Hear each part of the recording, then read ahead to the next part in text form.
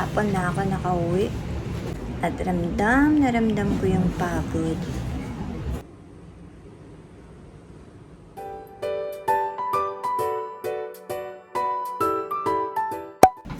Hi guys! Welcome back sa channel ko.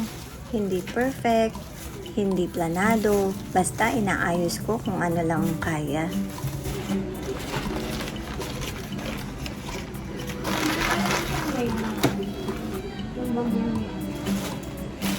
Oo, hanapon na.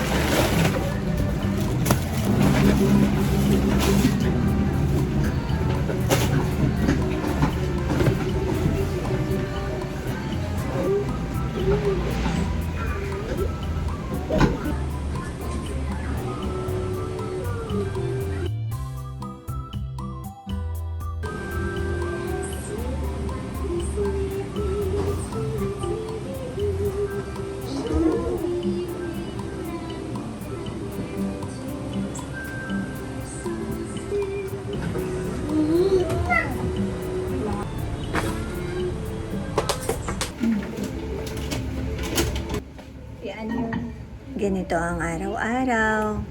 Kahit pagod, tuloy pa rin. Tinabi ko yun eh. Sorry.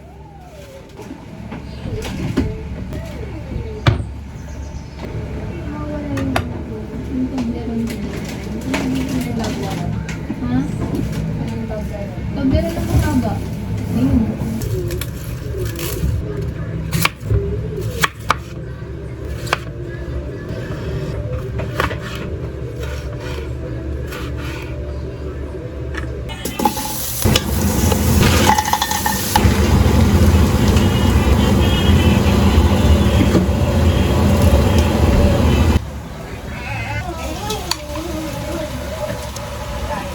Lima.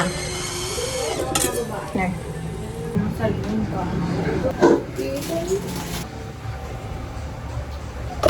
Dapat naman.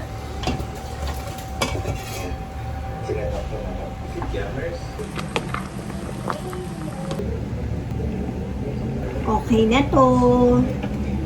Ang ating sinigang shrimp. Tama lang yung asim and yung alat.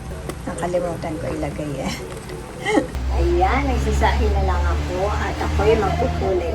I-put away niya na itong grocery. At ako'y magpupulay ng buhok. Or si Ina, tulungan niya si ate, hindi lang isa ang gagawa.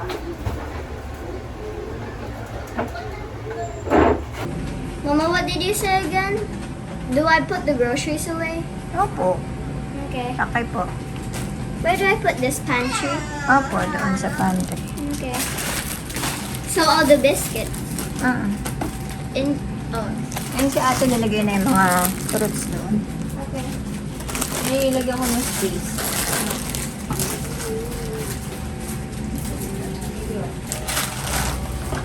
Oh. Ako. We have two of these Nasaan na isa? in the fridge. Okay, very good yun ah. Nauna na na-put away yung unang cook ah. No, I didn't do that. I just saw it in the fridge. Okay po. It's me. Reason accepted. Ate. Ito yung gagamitin ko. Ang kulay. Ang dami ko ng puting buhok. Hindi dahil sa edad, kundi dahil sa pagod.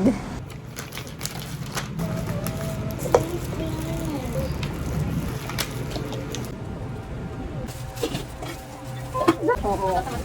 Oo. Gumawa ng kasalanan. Ganun. Kaya kita mangyayakap pa niya. Kasi natakot na siya. Natakot. Meron ba nung panglagay lang sa scalp? Kasi sabi ng ate ko, kaya lang nasa abroad siya, sabi niya, ang bilhin ko lang daw, ano lang sa growth ng hair ng dugro lang, para hindi lahat maapektuhan kasi nakaka-dry.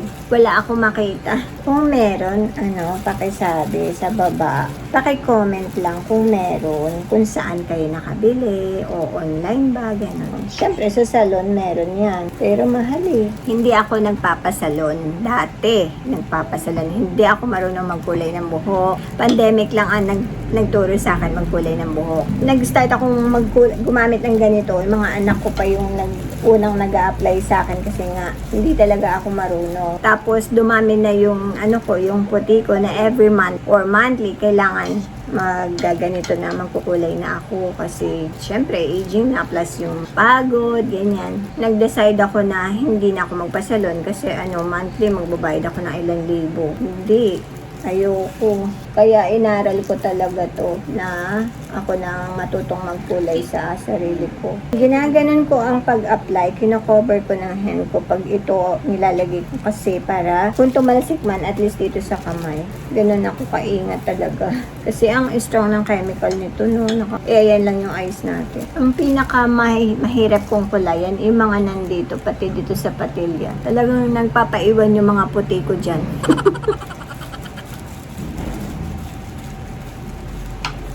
So, ayan. Tapos dito, napakadami niyan.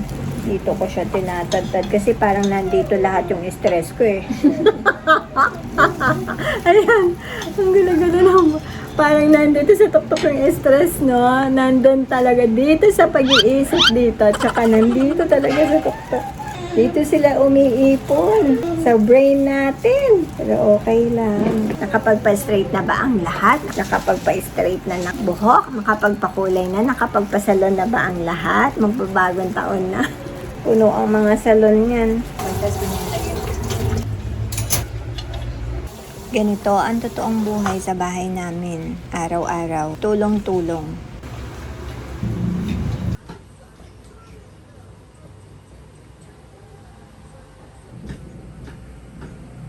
1, 2, 3, go!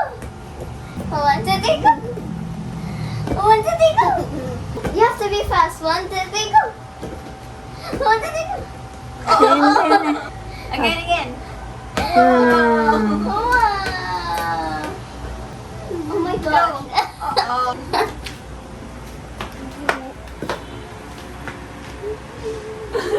Why are you looking at her? Narinis ko na. Nabanlawan ko na. Kapagkulay din sa wakas. Hindi ko pa kayo makita. Ano pa? Mamoist. Hindi ko inaasahan to. Salamat, anak. Thank you, ate. Hindi lahat ng araw kailangan tapusin ng malakas. Minsan, sapat na yung nakaraos.